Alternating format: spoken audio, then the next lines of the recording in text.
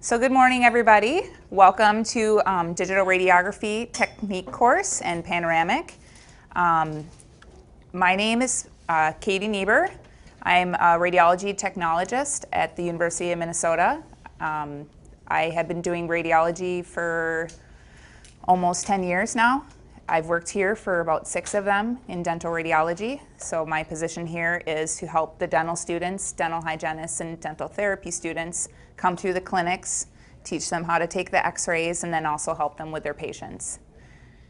And I'm Robert Conlan. I'm a dentist on the faculty at the university in radiology and also primary care. I work with the dental students, hygiene students, and the dental therapy students, mainly in interpreting radiographs and diagnosing. yeah. So we're going to start out with our lecture today, and we'll just do that for the first half of the day here. So I'm just going to kind of go through the slides here. So today we're covering digital sensors, sensor placement, and taking images on skulls, which will be in the second half of the day. Going over panoramic images, kind of the technique of taking them and also interpreting them, and picking out errors and trying to fix them.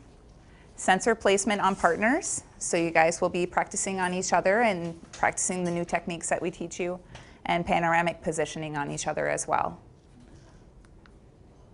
So we kind of went over the main struggles that we have with digital radiography. It is a lot different than film. If you worked with film ever, it was a lot easier to place a sensor in the mouth and get the correct angles that you needed. So I like to start off first with what makes a radiographic image. So you have your source, which is the X-ray tube. You have your object, which is the tooth, and you have your image receptor, which is the sensor. So in order to show the true size and shape of the tooth, you need the correct angulation, distance, and placement of the image receptor.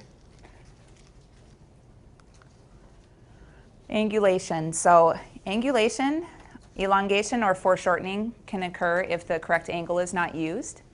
So if you're coming in too steep or down too low, the tooth will look shorter or longer, or you can throw it off of the sensor side to side if you don't have the correct angulation. Central rays should be directed perpendicular to the long axis of the tooth, so generally you want to be coming in straight at the tooth like this. Occasionally you'll go off of that perpendicular angle just to try to get a root that might be hiding way up in the maxillary arch or down in the mandible. Elongation occurs with insufficient vertical angle of the cone, or foreshortening occurs with excessive vertical angle. So if you're coming up really high, steep on a maxillary arch, you'll get the tooth to look shorter. Distance, so how far away your sensor is from your tooth, or how far away your cone is from the patient's face. Magnification can occur if the source to object distance is too short. Can occur if the object to image receptor distance is great. So if your sensor is really far away from the teeth, then your tooth will look a little bit bigger. And to reduce object magnification, use a longer source to object distance and shorter object to image receptor distance, which means that you want the sensor as close to the tooth as possible, and you want a longer cone, which nowadays we have a short cone like this. So just know that you'll have a little bit of magnification of your tooth. In the paralleling technique, where there's a greater object to image receptor distance, you can pull your cone back a little bit if you're concerned about having magnification. Placement of your image receptor. To achieve true size and shape of the tooth and surrounding structures, placement of the image receptor must be correct. Place the object of interest in the center of the image receptor and be sure that the sensor is far enough into the mouth to capture the apices. Utilize either bisecting or paralleling technique. So I don't know if you guys use the RIN devices or if you just use a tab, but we'll practice both of those in the clinic today and go over them. So the digital sensors, there's different variations and brands. There's the rounded ones, which are the Dendex, and then we have the square ones, which is the Schick, which we have the Schick ones here. So we'll be using those today. On the Schick sensor, there is a little edge here. It's called the beveled edge. It does not pick up any image there, so your sensor is a little bit shorter than it normally would be. And then you have some that are cordless. So the advantages of digital sensors: you have faster patient exams, you're not waiting around for processing. Easier to send to other practices. Almost every practice is going to be digital nowadays. Less patient radiation exposure. The technique is less on the sensors. You get to view the images instantly, so if you need to make a little adjustment, then you can do that. And manipulation, so you can change the contrast, brightness. And the disadvantages are they're bulkier in the patient's mouth, smaller surface area, and they're not flexible, and they are a big investment for a dental office. I have patients constantly tell me I need to come up with some sort of a sensor that is flexible in the mouth and I'll be a millionaire. So just working on that. So here's our criteria for a full mouth series. Here at the dental school we do 20 images. At other practices you might just do 3 anteriors on the top instead of the 5. We do 5 because there's less overlap of the incisors on the top, so you can see the interproximal spaces of the maxillary teeth a little better. So you can see that you have all the apices and the crowns of the teeth on all the x-rays, nice open contacts on the bite wings and bone level.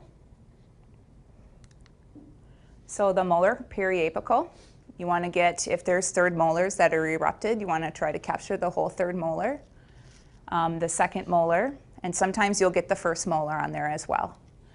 If the third molar is not present, you want to try to get the bone that's behind that second molar. And if both the second and third molars are missing, tuberosity or ascending ramus should be visible on the image. So we still always want to try to capture the bone up there, is our criteria, just to make sure that there's no retained root tips or anything going on in that bone. The mandibular molar periapical, you want to make sure that you have the apices all the way up to the top of the crowns. Seems kind of self-explanatory, but I get lots of full mouths sent with patients from other clinics, and they're clipping off the roots of the teeth. Or we have some dental students that take the x-rays and say, sure, that's a fine x-ray. This is really important to get the apex. So if you're not able to get it easily, well, I can show you a technique to try to get that apex. Premolar periapical, you want the distal third of the erupted canine. Sometimes it's a little hard to get on the digital sensors because the sensor doesn't want to go that far forward in the patient's mouth. First and second premolars from apex to the crown, and then the first molar. Mandibular premolar, same thing, first and second premolars and the first molar here. Canine periapical, you want to get the whole canine and the contact open here. It's sometimes hard to get the contact between the canine and the first premolar open on the PA, and that's why we take the Bitewing premolar. So the central incisors, both incisors including apex and incisal edge. I see a lot of x-rays that get clipped off down to about here because they're taken from below like this. So the incisors, the incisal edges of them get clipped off. That's important to have if you ever send your x-rays to another dental office. You want to know if there's any grinding of the teeth or any caries in between these teeth here that the dentist at the other office would not be able to see because they don't have the patient in front of them. Why is it important to get a good image of the apex? Because there could be infection going on here. And this is, it's hard to see with this screen, but this was the first one here.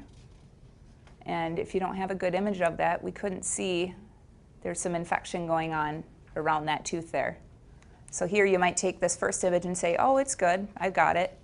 But as you get it adjusted a little bit more, then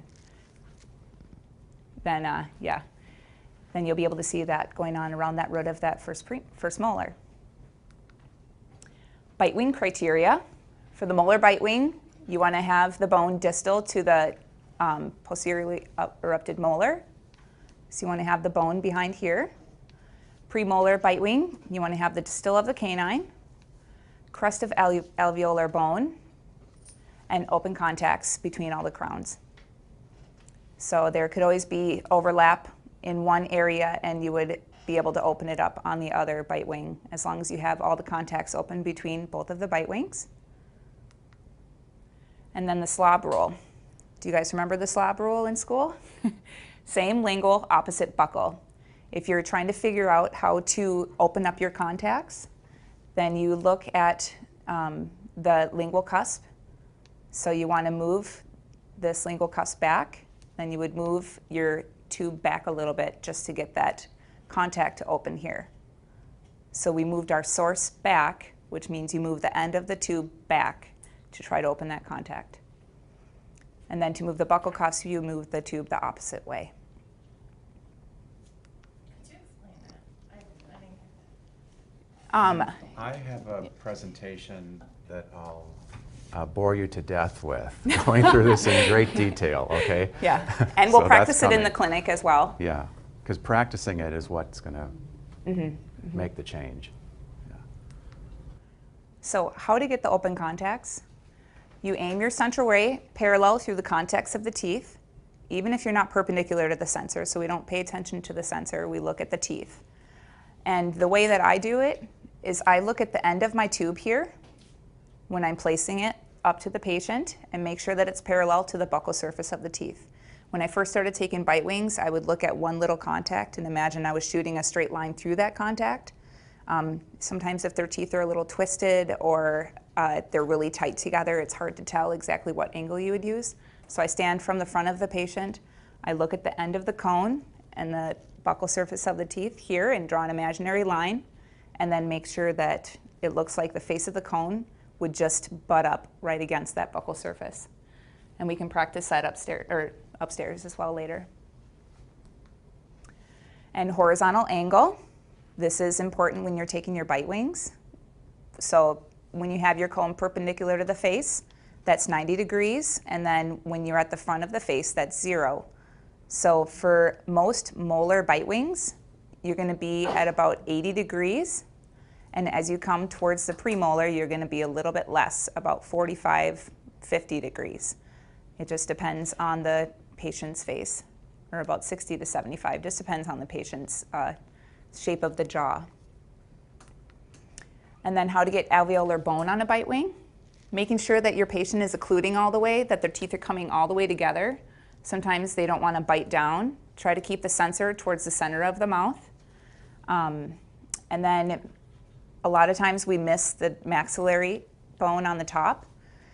This shows film, but when your sensor is in the patient's mouth, it tips away from the maxillary arch. So we need to make sure that we have a positive 10-degree angle in order to get the maxillary bone. If you have your cone at 0 degrees, you will get more of the mandibular bone and none of the maxillary bone. So that's why we end up having to point our cone down in order to get the maxillary bone. And some patients, if they have a very shallow palate, it'll tip even more, and you're going to find yourself needing to increase your vertical angle even just a little bit more to try to get that. So here's overlapping contacts.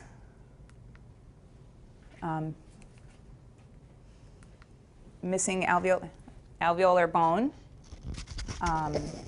If they're missing alveolar bone, we sometimes do vertical bite wings. Happens a lot with perio patients. Trying to get a patient to bite on a sensor, almost impossible, right? At our clinic, we use phosphor plates.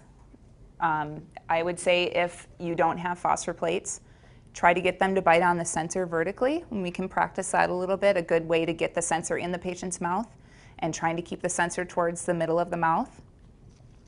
Otherwise, I would take one for the bottom bone and just move your sensor down a little bit lower, and then one for the upper bone, if that's the only way that you can get them to bite on the sensor. And then using a thin bite tab. Some bite tabs are thicker than others and might keep the teeth apart. Try to use the thinnest tab that you have. So bisecting and paralleling, which one are you going to use? I'm pretty sure that your office is the one that's going to decide for you what they want you to have. So bisecting technique is when you're not using any positioning devices and the sensor is closer to the tooth than it would be for paralleling technique. and you might have learned this in school, you would draw an imaginary line between the long axis of the tooth and the sensor, which this one shows film, but it's with a sensor. And then you would be perpendicular, aim your cone perpendicular to that imaginary line. Paralleling technique, you have the sensor attached to the RIN device or XCP, and then you just come in parallel to the little bar that you have on there, which we use that, and I'll show you upstairs. Paralleling versus bisecting. Paralleling, you're going to use the RINs or XCPs. There's less distortion of images. Tooth is more true to size. And it may be difficult to get the tooth parallel to the sensor in the mouth. Difficult with shallow palate. Bisecting, more distortion of images because it's hard to tell if you're actually really perpendicular to that line bisecting those two lines, and there's more chance of elongation or foreshortening and difficult to really know the angle between the sensor and the tooth. Here's types of XCP devices. This is what we use. Did anybody else bring what they use? Nothing? Something? Okay. Okay. So here's our anterior. So you line up your cone with the little circle here and make sure that your cone is parallel to the bar that is attached to the XCP device, or it's attached to the sensor. And this is ensuring that you're coming in perpendicular to the sensor. And there's less chance of cone cuts when you're using a device like this. Here's the molar and premolar XCP device. Parallel, horizontal, and vertical angle to the bar.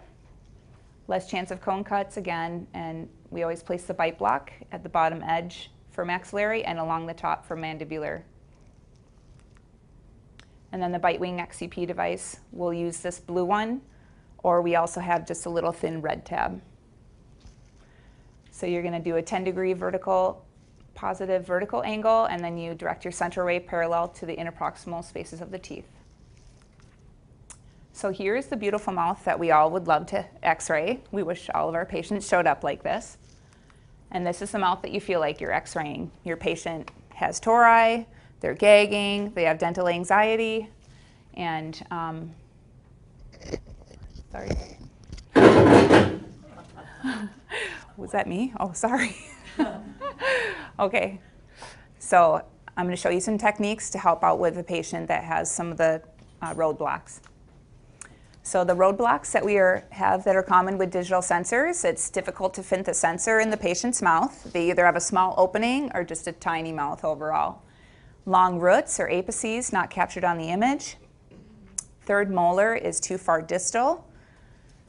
Capturing distal of the canine on your bite wings or on your premolar PAs. Small mouth, shallow palate, or a strong tongue. Sometimes you have a tongue that turns into a rock in their mouth. Painful for patients, edentulous areas. Sometimes your images look too light or dark, or the tori, which is hard to get those sensors down into the bottom of the mouth. So the long roots. When you're taking your x-rays, the canines are the longest tooth here. So if your sensor is not long enough to capture the whole canine, then you just increase your vertical angle to project the apex down. You'll get some mild distortion, which would be a little bit of foreshortening, but that will allow you to see the apex. And you can clip the crown when trying to visualize the apex because the whole tooth might not fit on your sensor. So this is an image of one of the skulls, and we aimed the cone past parallel. So you would just point your cone a little bit down, the end of your cone down. So you would be increasing your vertical angle. Third molar visualization. It's really hard to get the sensor back in the patient's mouth like this. You feel like you're putting it down their throat. So I just place the sensor as far back as I can in the patient's mouth. And then to shift the image forward, you come back with your cone, and that will throw the image forward onto the sensor. And you shouldn't get too much distortion if you're not more than about 10-15 degrees past parallel this way. So this image really doesn't show a good picture of it, but I can show you upstairs once we get there. It's showing the cone coming from behind where you would normally line up with the XCP device. distal of the canine. When you place your sensor in the patient's mouth, you're going to swing the front end of the sensor across the midline to utilize more space in the mouth. It's kind of like putting a couch in a small room. If you put it in lengthwise along with the walls, it doesn't fit. But if you put it in kind of diagonally in the room, then it'll fit in better. And then our sensors have this beveled edge. I don't know if anybody has the same sensors as us, but we just twist the sensor backwards so the cord is towards the back and that beveled edge is towards the back, because that end of the sensor doesn't pick up any image. So that way you're utilizing more of the sensor in the front. And I can show you that later again. So painful. For anterior images on the mandibular, you can place the sensor on the tip of the tongue and depress the tongue down and use it as some natural padding. We use edgies. You can use a little bit of padding like this. And then also keeping your sensor towards the middle of the mouth, a little bit away from the teeth. And you'll be able to get the sensor to fit in a little bit better. Edentulous patients, using cotton rolls in the edentulous spaces and stabilizing edentulous areas with cotton rolls to prevent the sensor from tipping. And if you are trying to get a bite wing and there's a big empty space here, I put the tab towards the front of the sensor so that they're actually occluding on something, otherwise the tab slips down into the edentulous space. Tori, some pretty serious tori. So if they're not totally touching like this, if there's just the two little bulbs here, you can put the sensor as far back in the mouth as possible for your anteriors and just get this and tip the sensor so it goes in and behind. You can use the edgies padding, use phosphor plates if the sensor won't fit, but you might not have the phosphor plates, or a smaller size 1 sensor. Some offices only have a size 2. And then I would just say kind of laying the sensor flat up against on top of the tori and trying to shoot at your teeth kind of at an angle. You're going to end up foreshortening the teeth a little bit because you're going to be coming from the bottom like this. And then angle the sensor more flat against the roof of the mouth for maxillary images. If they have a big maxillary tori, sometimes they have that big bulb like this, and your sensor is just going to be more flat like this, and you would come down with your central ray. If the images are too light or dark, if the beam is entering the tooth axially, which means that if you're coming through more bone, not directly at the tooth, you're going to increase your X-ray impulses because you're going through more bone. And then if you're imaging a third molar, you can increase the impulses on your settings as well because you're coming through the zygomatic arch here. So if you take one, it looks really light, then you can just increase the technique. So if you don't have your bite block on here correctly on the sensor, you won't visualize the apex. Sometimes you have this metal bar that might show up in the picture. We have the tabs that stick on the sensor, so you have to make sure that the tab is at the top of the sensor so that the whole tooth can be captured. So this is just our setup. I can show you when we get upstairs. So we have class participation, so you guys can help me figure out if there are any images that don't look right to you or what can be done to correct them. So this one here is a picture of a canine. Does this look diagnostic? No. No? What? No apex. And what would we do to correct that? Increase the room here. Yep. Point the end of your cone down, or you could think of it as bringing your source up. This one here? No, definitely not. This looks like it was a gagging patient, somebody that was not able to hold the sensor, and we took it at the last second. So definitely not diagnostic there. You can see motion happening, and then the patient was opening their mouth. It was probably an attempt at a bite wing. And then this one? Yeah. It might work for just looking at the apex of the tooth, but you would need the incisal edges of these teeth here. This is the bottom of the mandible here, the ridge. Dr. Conlan knows a little bit more of the anatomical words for it, but this is where the X-ray was taken from the bottom like this. And we try to take them straight on. This one here, nope, we're missing the apices here. And this is because the bite block was not touching the crowns of the teeth. We always need to make sure that the bite block is touching the crowns of the teeth. This one here, it's hard to see, but this is back when we used square cones, but we have the cone cut here. So this is the bottom of the image here. So we didn't have the cone lined up with the sensor. This one here, this person has pretty mega teeth. They're very long. So this one, you would just increase your vertical angle again. Otherwise, the image looks good. You can see the PDL space is really nice and clear, just missing the apices. This Bitewing looks good for this distal canine contact, just overlapping all the other contacts.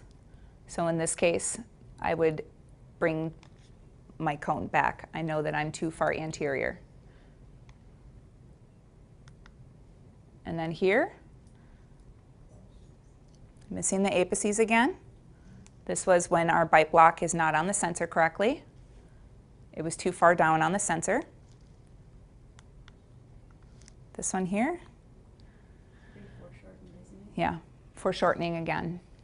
And this is the ridge of the mandible here, the bottom ridge. So this one was really taken from the bottom here. This might end up what your image looks like if the patient has very severe tori in the mouth and you end up laying the sensor almost flat and you take the image from the bottom. High negative vertical angle. This one again, good distal canine contact, but all the rest of the contacts are overlapping. So to get these open, here's the lingual cusp and the buccal cusp. And the lingual cusp is crisper and shows up a little better than the buccal cusp because it's closer to the sensor. So lingual, we would want to move this because you want to line up the cusps. So you want to line up the lingual and the buccal cusp. You would bring the lingual cusp back, so that means you would bring your source back to open the contact here. And this one again is a third molar that we're not capturing. So which way would we move our cone? Posteriorly, like this, to throw the image forward. So whichever way you point your cone, that's the direction that the tooth is going to move. This one here, for the canine. This patient had a very narrow arch. So whenever you try to place the sensor, it slides back, which I'm sure that you've experienced before. What you can do to correct this image, I'm sorry, this was over my words here. I forgot to fix that. But you would put a cotton roll to help stabilize the sensor so it doesn't slide back. I put a cotton roll underneath the bite block, and that keeps it from sliding back. This one here is the same as an earlier one. We're missing the roots of the teeth here because the bite block was not in contact with the crowns of the teeth that you're trying to image. And this one here looks very muddled and kind of mushed together. This was our horizontal angle, was not directed straight at the teeth. So it was probably trying to get this third molar, but the first and second molar are not very clear and they're highly foreshortened. So you could bring your angle down a little bit, which will help to decrease the foreshortening. This one here is a decent image for the premolars. If we wanted to look at the teeth a little more straight on so they're not almost contacting with each other, we would bring our cone back a little bit. And you can tell by here's the lingual cusp, here's the buccal cusp. They're not lining up. And there's also foreshortening going on here. So you would bring your cone back to line this up here, because we would move our source back. And then you can also decrease your vertical angle a little bit. So that's it for me. Dr. Conlan will continue. Okay. Anyway, I'll be going over some basic intraoral anatomy. Just as a review, it's important to know what might be in the way of images so that we can fix the images by moving something that's in the way out of the way. And again, the best way to learn this is to do it. So we'll give you the theory down here and then encourage you when we get upstairs to the clinic. Can you? Oh, because it's PDF. Yeah, I can't you do it can't. on Okay, PDF, then let's no. switch back to the PowerPoint.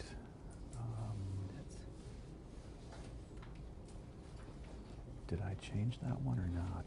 Yeah, we changed them Both of them? Okay, Where are you? it's just starting. Just start on that slide. Okay, so when we get upstairs, I will encourage you to take some images that are intentionally bad, and then we can show you how to move things around to make them better images. Okay. Anyway, anatomy. Some of the slides came from Katie, actually. I think there's a pan in there. I wanted to start with a little bit of humor. I just wrote this one day, and a friend of mine drew the picture. Anyway, homage to radiology. So, in darkened rooms with focused gaze on borders, shapes, and shades of grays, observant eyes do much discern from images that raise concern. Thus, mysteries in black and white with thoughtful study come to light, illuminating the unseen, advising those who intervene. Now, radiology works best with findings clinically assessed, but as a noble thinking sport, might ever-lurking folly thwart. And therapeutic misadventure, halted short of needing censure, may instead lead unto healing of the thing with which we're dealing. Certain cysts, it could be rumored, can appear like bone that's tumored. Naming each a burden carries, since respective treatment varies. Photons tell a quiet story. Therein lies the Rankin's glory. Listen with expanded sight to give interpretation flight. With humble perspicacity and endless curiosity, from 2 dimensions, sometimes 3, is shaped the diagnostic tree. And, oh, sorry. This happens to be a cone beam axial section of an ameloblastoma. So, okay. So, basic anatomy. Oblique ridges, external oblique, internal oblique, also called mylohyoid ridge. They can get in the way of images. Recognize what they are, where they are with respect to the teeth, and you can move them around by changing the source position. There's the external oblique, internal oblique. I'll go through this very fast, but you'll have the reference in your handouts. Internal oblique, also called the mylohyoid ridge. Notice that the alveolar process from the crestal bone to the mylohyoid ridge, the bone is thicker. It has to hold the teeth. It's thicker buccolingually. Inferior to the mylohyoid ridge, the medial aspect of the mandible begins to thin. And so we don't see the pattern anymore because there's thinner bone here, and then there's also IAN canal. Here's the ceiling, here's the floor, this is the canal. Here's the inferior cortex of the mandible that Katie was pointing out before, the inferior border of the mandible. Submandibular fossa, normal anatomy. Inferior to the mylohyoid ridge, right here. The medial or lingual aspect of the mandible starts to thin, and on images, it may look this way. As a general rule, when I'm doing interpretations, lucent lines, think suture, fracture, canal, or PDL space. In many cases, that will solve the problem. Opaque lines, floors, walls, or ceilings. So the lucent line right here happens to be PDL space. Caffeine is making me shake. The opaque line is the wall of the alveolus, or the lamina dura. Okay, lucent line here, canal. Opaque line here is the wall of the follicle, etc. So as a general rule for diagnostics, lucent line, suture, fracture, canal, PDL space, floor, wall, ceiling for opaque lines. The horizontal angle will separate images. So if you see two lucent lines like we see here and here, those are PDLs that we're imaging. So if you're looking at two fingers from a certain angle, you'll see just one finger. But from another angle, you'll see two fingers. So the horizontal angle will do that to the images. Again, just some review. Crestal bone, mylohyoid ridge. It's not always an obvious image, but you can see the pattern and density is different here than it is here. And all of this change in density is not the canal. It's too big to be the canal. So this area down here is canal and the mandible inferior to the mylohyoid ridge. So look at the pattern and the densities too to try to figure out what the anatomy might be. Again, superimposed anatomy, just trying to show PDLs separated by the angle. I don't know if it shows very well here, but the dentin looks more lucent here than it does here. More lucent here than it does here. This is the external oblique ridge, this line of contrast. So this is tooth through external oblique ridge. This is tooth not through external oblique ridge. So that change in density is related to superimposed anatomy, not any kind of pathology. Pretty clear example of IAN canal. Again, here is the mylohyoid ridge. Difference in density and pattern. Okay, all of these different parts of the mandible.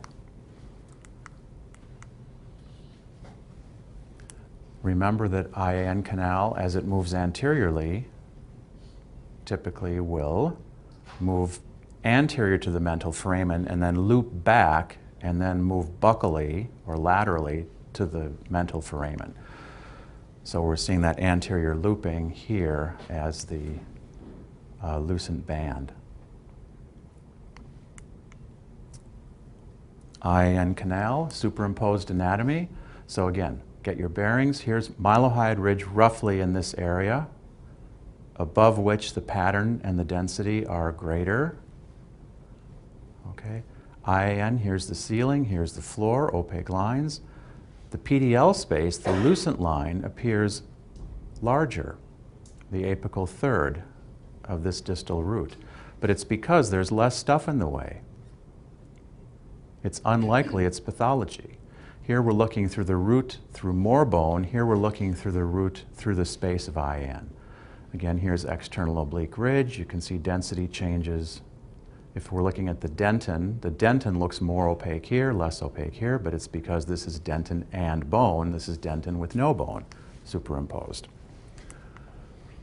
Another example of a PDL space that looks wider, but in doing a differential diagnosis, this is mylohyoid ridge. It might also be, so here's ceiling of canal, probably floor of canal.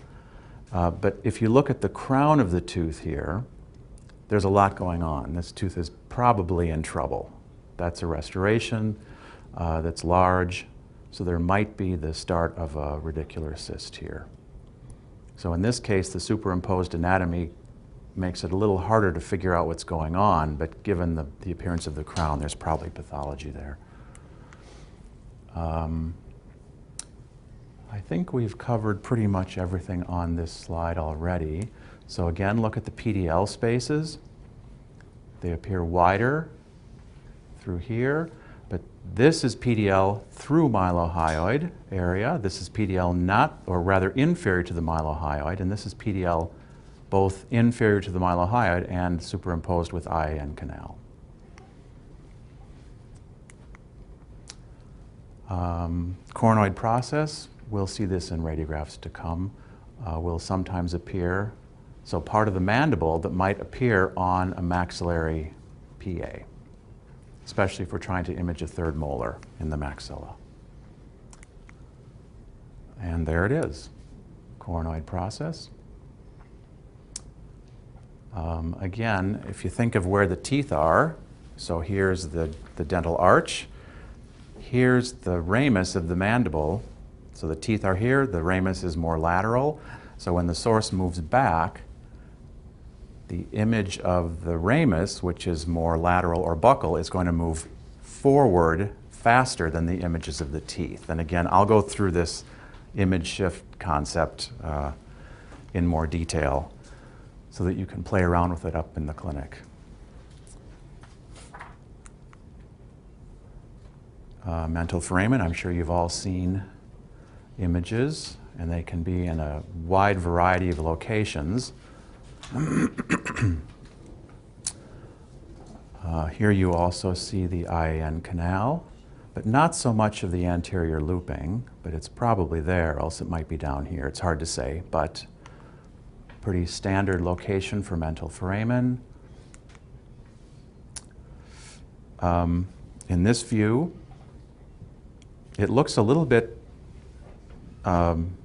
superiorly placed. And it might be, but it also might be, if we look at this image, the source could be down too far. In other words, increased negative vertical angle. Source way down here, so it shifts the image of the foramen up because the foramen is buccal to the roots. So when the source moves down, it moves up. Again, there's a torus, there are two tori. Okay. Genial tubercle, this bump of bone on the medial aspect of the opacity here. Normal anatomy. In this textbook example, it looks kind of like a donut. So the opaque donut and the lucent donut hole. The lucency is the lingual foramen. So remember, IAN moves through the mandible, exits as the mental nerve at the mental foramen, continues on in the mandible as the incisive branches, excuse me, branches and exits the mandible through this lingual foramen. And it's sensory to the soft tissue in the mandibular anterior. Here, again, the opacity, genial tubercle, lucency, lingual foramen. Here it is on a sagittal view cone beam. So this is the lingual crest. This is an incisor in the mandible. Here's the buccal, I'm sorry, not crest, lingual plate, lingual cortical plate, buccal cortical plate, inferior border of mandible. Here's the lingual foramen, that lucent line. The mental ridge, little excess bone that's normal anatomy in the anterior mandible that will sometimes image more opaquely, and that can make the adjacent bone appear more lucent, but it's normal anatomy. Also the mental fossa, anterior aspect of the mandible. There's a concavity in the bone between the alveolar crest and the bottom of the chin. And we can often get this kind of image. Lucency around superimposed with the roots of the mandibular anterior teeth. Again, there's genial tubercle, the opaque image, and the lucency is the lingual foramen. Nutrient canals, the lucent lines that are probably there in all of us. I mean, the dental plexus feeds the pulps of the teeth, but we don't always see them. In this case, we do. Maxillary sinus floor, another opaque line. Here's a septum within the sinus. And the sinus here, it's hard to know for sure, but this is an edentulous portion of the mouth. So it may be that the ridge has resorbed, it may be that the sinus has dropped or pneumatized, but at any rate, the sinus floor and the crestal bone are at the same level. Is this right or left? So, well, final answer, I would say it's left. Because what else are we seeing here? This U-shaped opaque band is the zygomatic process of the maxilla. What was a U-shaped opaque band? Back up there? Okay.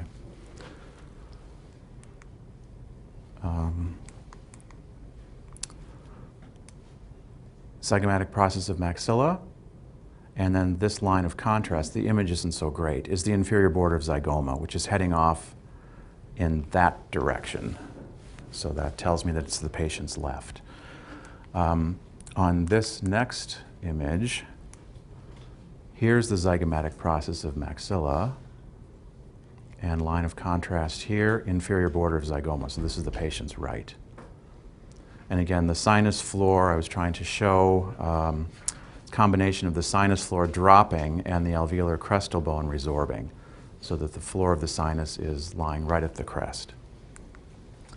Nasal cavity floor, again we have an opaque line here, so probably a floor, wall, or ceiling. In this location, anterior to the cuspid in the maxilla, nasal cavity floor. Posterior to the cuspid in the maxilla, this opaque line, maxillary sinus floor in the anterior.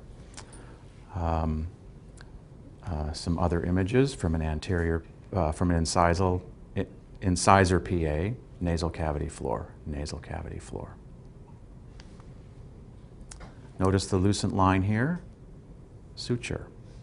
Not a PDL, not a canal, probably not a fracture. It's in the midline of the maxilla, so the location is right for it to be the suture, and that's what it is. So that's how I go through a differential. More examples of nasal cavity floor.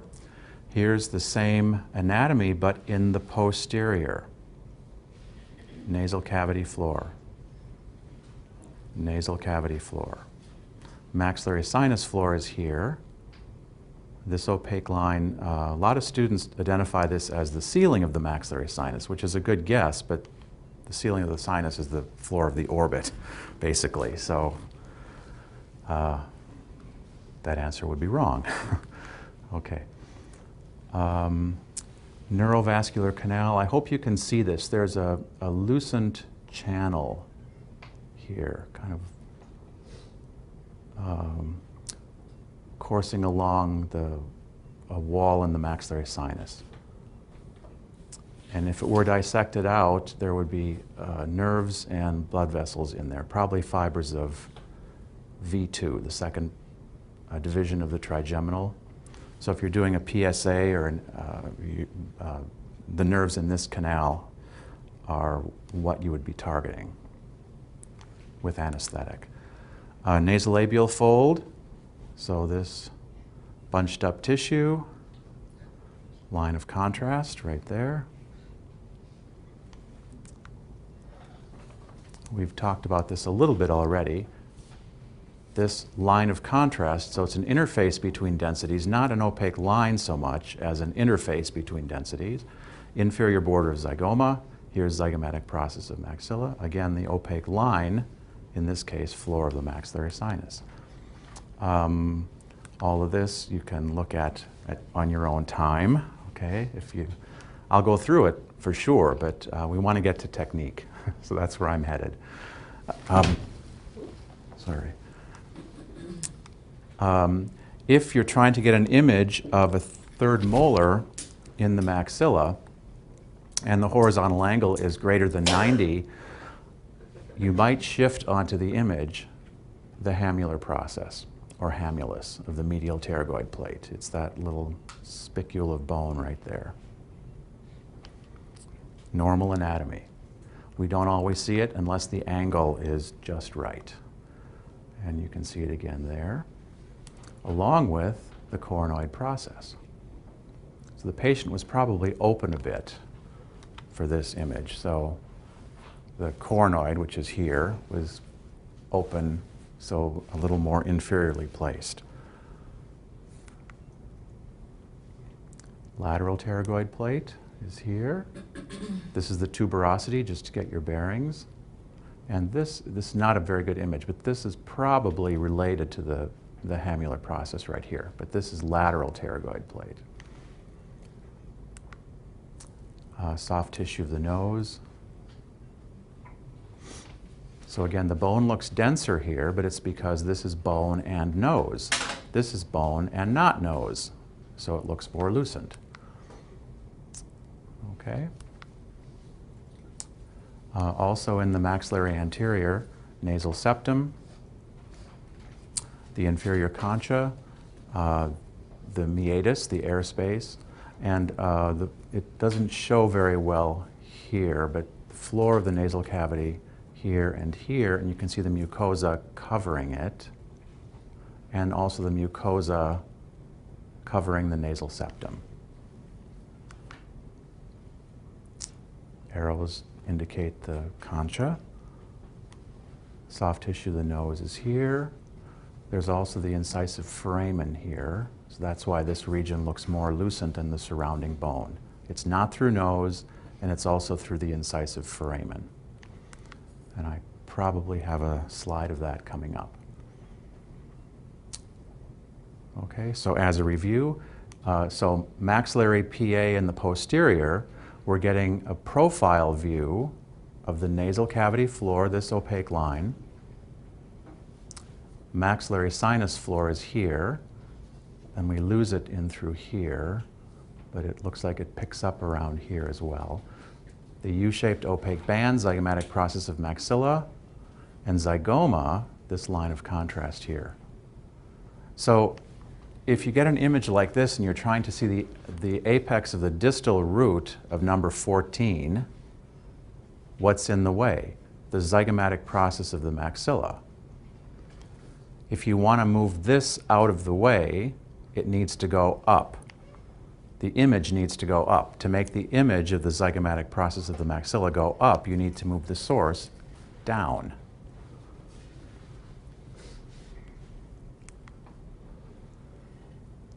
The suture, we've talked about that, I think, already. Incisive foramen, superimposed with the maxillary midline in the anterior, in the anterior maxilla. So the incisive foramen is here, not well imaged, but it's in this region. The opaque lines here and here are the left and right lateral walls of the incisive canal, which we see here. It's a big canal. It's as big as it's as wide as the foramen is. Here it is on a cone beam in a sagittal view. This is the hard palate. This is 8 or 9. And there's the canal. So the foramen would be here. In axial view, here's the foramen, and we're looking up into the canal. Again, this is either 8 or 9. I can't, from my angle here, I can't tell which is which. So, basic anatomy, I hope it is a good review for you, and you'll have the reference in your handouts. I would like to continue on now with the section on how to fix images. So expanding on what Katie has talked about already,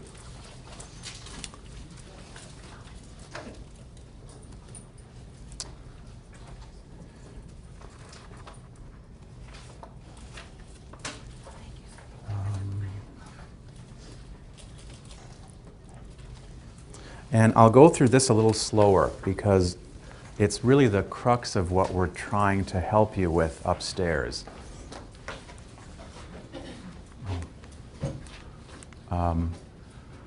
Okay, so we'll talk about horizontal and vertical angles, object sensor distance, and image shift. Identifying terms. So, source or tube head, cone, tube or pit, any other names you can think of, Katie? It doesn't matter what you call it, as long as you know that this is the source and this is the cone. Yeah, I usually call it All right. cone. Cone, okay. More than tube, because then I get it mixed up with tube head. Uh-huh, So. yep. So when we're trying to shift an image, focus on where the source is going. The cone is going to move also, but we're going to focus on the source. So, and I think I'll kind of read these slides through to help slow it down and hopefully get the points across. So if we want to change the horizontal angle, move the source, not the cone. So you basically hold this part of the cone stationary. It's going to move, but you hold this and you move this. So Same thing with the vertical angle. You hold this pretty much where it is, and you move this up or down. So again, we're moving the source. That is what's going to change the image. So the cone will move when the source is moved, but it's the movement of the source that shifts the image, not the movement of the cone. So we're going to be following the movement of the source. So, next thing to consider, object-sensor distance. Depending on how far the object is from the sensor, we're going to get either a crisper edge or a fuzzier edge. For example, here we have an image of a cusp, and if you compare the crispness of these edges, it's a little bit subjective sometimes. But this looks crisper to me. This looks fuzzier to me. So the crisper edge suggests that whatever it is closer to the sensor. If it's an intraoral image that we're looking at, then the lingual objects are closer to the sensor. So lingual cusp, buccal cusp. All right. Same thing. Looking at the fuzzier edge, the crisper edge, fuzzier edge, buccal.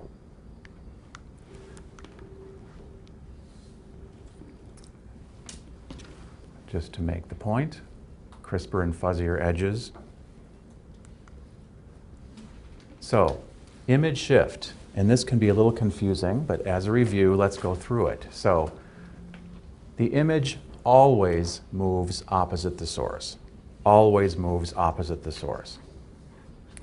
The image of an object farther from the source, so that's going to be lingual, if we're talking about intraoral films, which we are, not a pan, but intraoral. The image of an object farther from the source appears to move with the source, but it's really moving opposite the source more slowly. So it's a relative observation that gives us the Slob Rule. One way that helped me learn this, I put up two fingers. I'm just going to choose the dark colored door there. I'm lining up two fingers with that door. And this finger is buccal. This finger is lingual.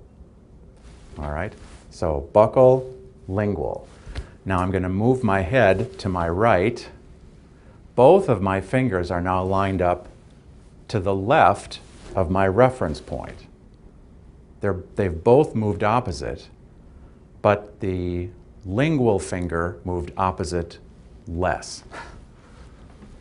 So that's the principle of optics that we're working with here. Okay, so okay, thanks, Katie. Yep. So again, the Slob Rule is based on a relative observation that makes the lingual objects appear to move with the source when they're really moving opposite the source more slowly than the buccal. Okay, so that's why when we say we want to bring, say, for example, an apex forward on the film, whether it's buccal or lingual, we always move the source backwards. Image forward, source backwards. But then we nuance it by using the Slob Rule, and let's move on, and I think it will make a little more sense. At least that's my hope. All right? So, an example. Here's the sensor. The source is out here. The blue line is the horizontal angle of the beam. We're trying to image number 10, which is right here. So the image we get is a very good image of 10. What's in the way? The nose. So if we want to move in the way of the apex. So if we want to move if we want to get a clearer image of the apex of 10, the nose has to move up, so the source has to come down. But that's not where I'm going with this, but I just had to say it, okay? So this is the image that we get when we have the horizontal angle directed this way through 10. Mesial contact open, distal contact open. All right. We also get the mesial contact of the mesial proximal surface of 11, but not the distal.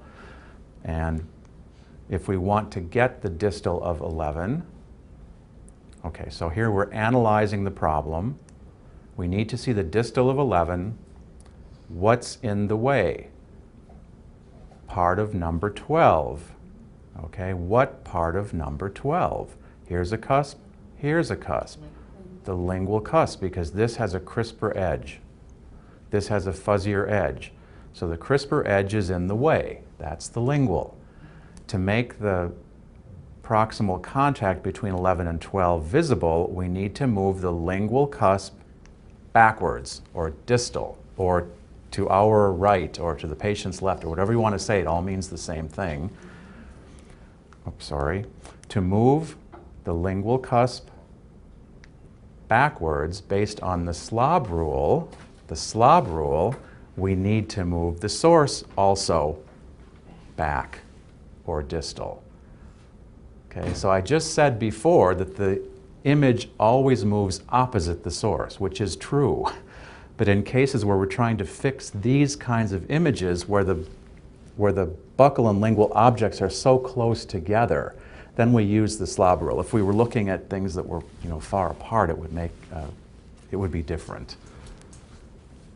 Okay, so we're going to use the Slob Rule and determine that this cusp needs to move distally. I'm repeating myself a lot, but I think the repetition helps, and if it doesn't, you can sleep through this. But okay, so now we're going to.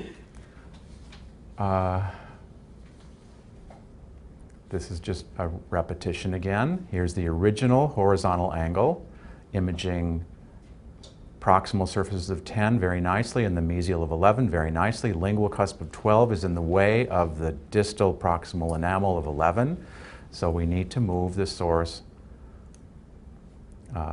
again, I'm getting ahead of myself. The horizontal angle, original horizontal angle, you can see how the lingual cusp of 12 is in the way of the proximal contact image. All right? So to fix the image, to get the distal of 11, we need to move the source from here to here. So from here over to here and come in this way. That's what I'm trying to show here. And when we do that, don't I have it fixed? I thought there should be a slide there. Sorry, I don't know where that slide went. We're going to do the same thing for bite wings now. And looking at the 19 and 20 contacts. Lingual cusp, buccal cusp. This contact is overlapped. To unoverlap it, we need to line up these cusps along the y-axis. So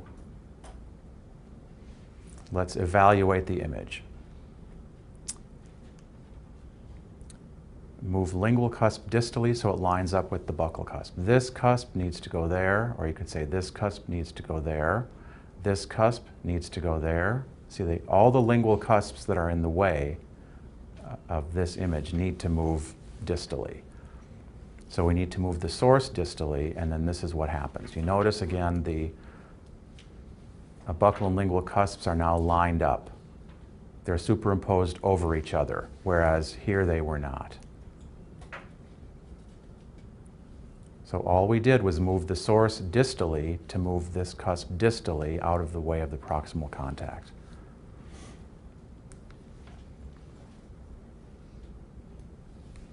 Okay, so again, what's the problem? Overlap proximal contacts, 1920. Analyze the situation. What's in the way? The mesiolingual cusp of 19 is in the way. To move this mesiolingual cusp to line it up with the mesiobuccal cusp, this cusp needs to go distally. Based on the Slob Rule, we need to move the source distally, and that's what we get when we do that. Another graphic showing the same concept, basically. If the metal disc, this happens to be metal disc, is on the lingual aspect, when the source is moved mesially relative to number 20, the image of the lingual metal dot moves mesially also. If the metal is buccal, okay, and we move the source mesially, the image of the metal dot, which is buccal, is going to move distally. So play around with those concepts. And again, I encourage you, and we'll work with you upstairs to take an image that isn't so great. Just get one that isn't so great and we'll fix it. And I think you'll be able to see what changing the source will do to the image based on these concepts. Okay. Anybody have What's questions at all? next? Not so far. Okay. Should I do that? Yeah, we'll do Okay. that real quick. So this next one's a real treat. It's all about rules and regulations. But it's short. That's the good news.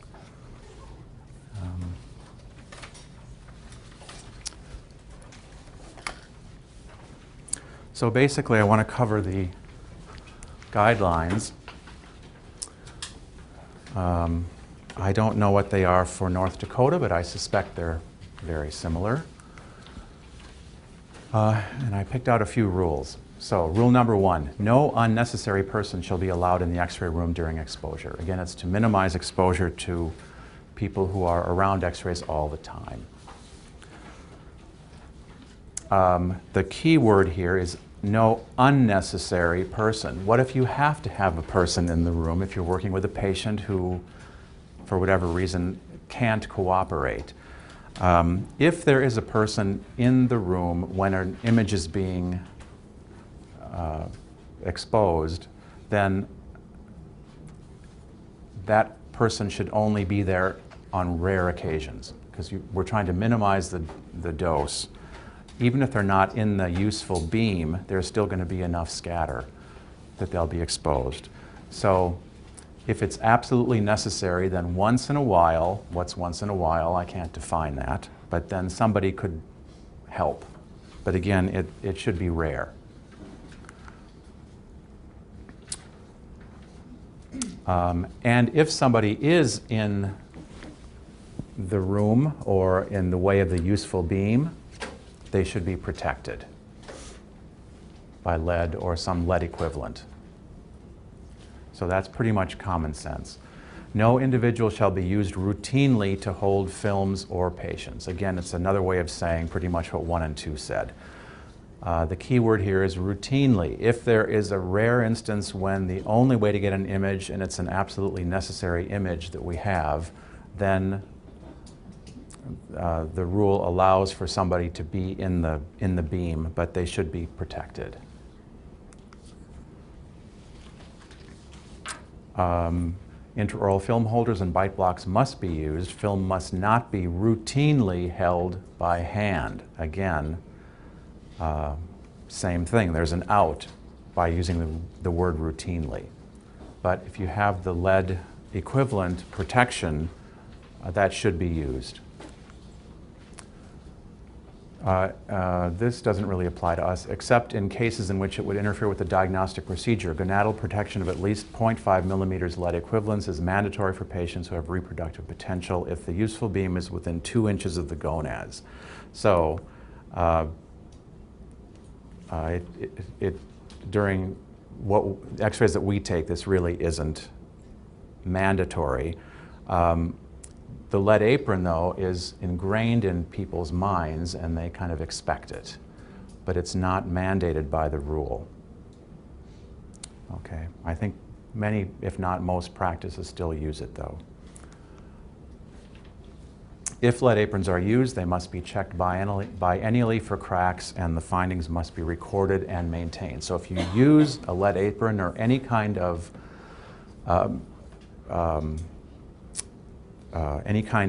barrier, you need to be sure that it's checked and and it's recorded. Okay, so that is a record that must be kept. This one is also open to some interpretation, but the letter of the law says all radiographs shall be prescribed in writing and signed by a licensed dentist. I'm sorry, this one is pretty clear. They have to be prescribed and signed off by a licensed dentist. The next rule also, along with the order should come the reason for the examination. So caries detection, crestal bone level evaluation, etc. That should be part of the order. This is the rule that is open to some interpretation also. Radiographs for all patients shall be ordered only after clinical examination has determined the need for specific radiographs. The point here is that there should not be a standing order. Person X walks into the office, they haven't had images for 12 months and 1 day. Automatically take Bitewings. That is not the standard. That's not the standard. That's what this is aimed at eliminating.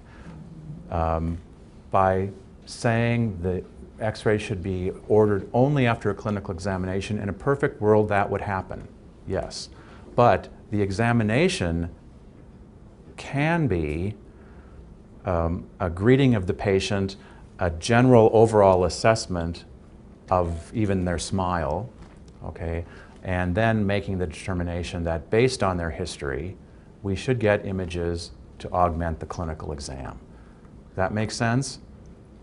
Okay. Can yes. it be made ahead, like 6 months ahead, like next time? No. I recommend. No, at the time. Right. So that determination must be made at the appointment, at the current appointment. So let me ask Okay. this Yes. question.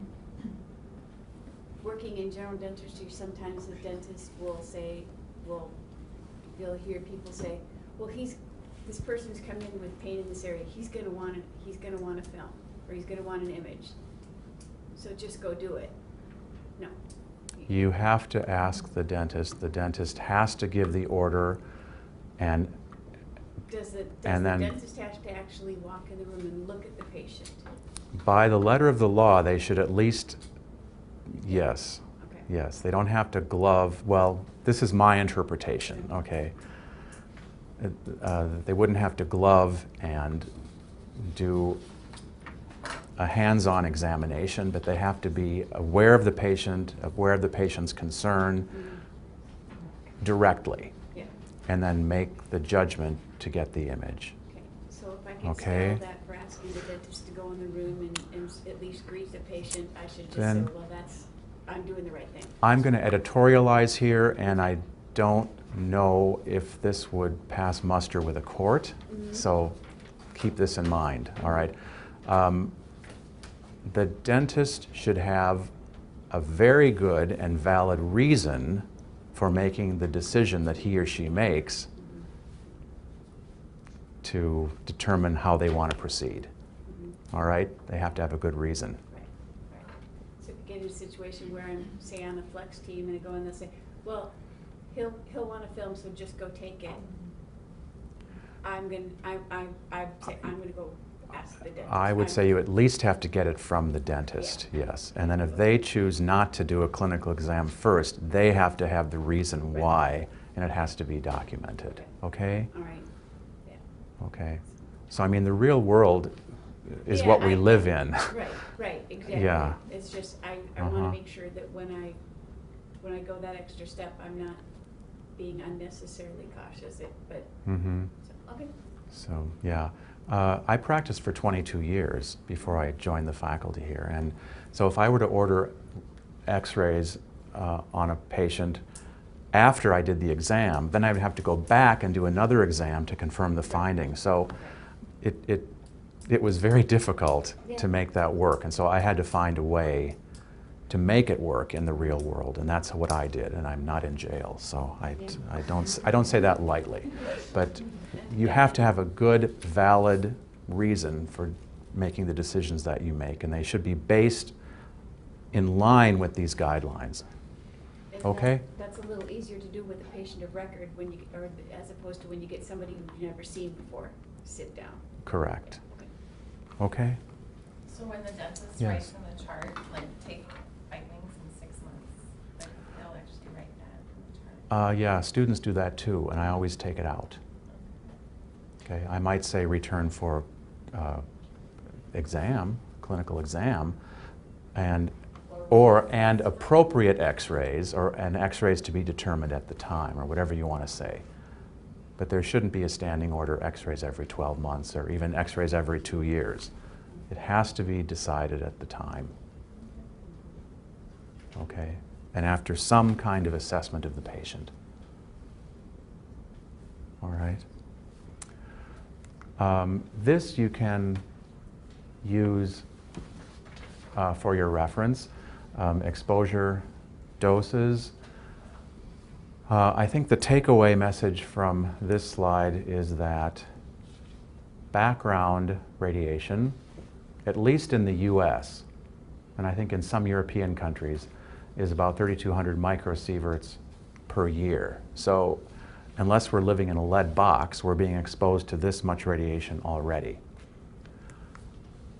The effective doses that we use when we take images, dental images, you can see here.